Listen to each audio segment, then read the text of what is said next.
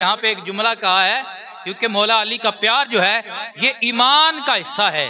हुजूर ने फरमाया, अली मोमिन तुझसे बुग़्ज़ नहीं कर सकता और मुनाफिक तुझसे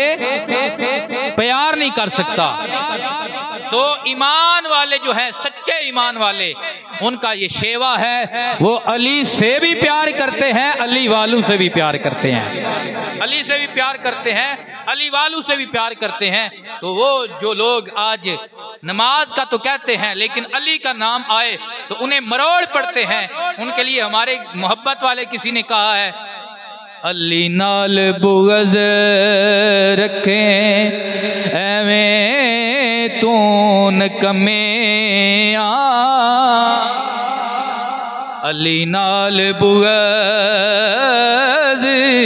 रखें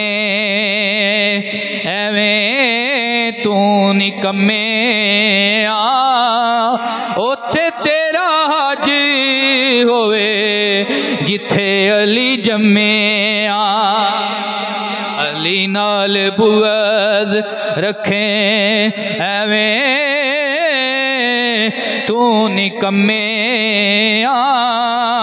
ओथे तेरा हज होए जिथे अली जमे आ।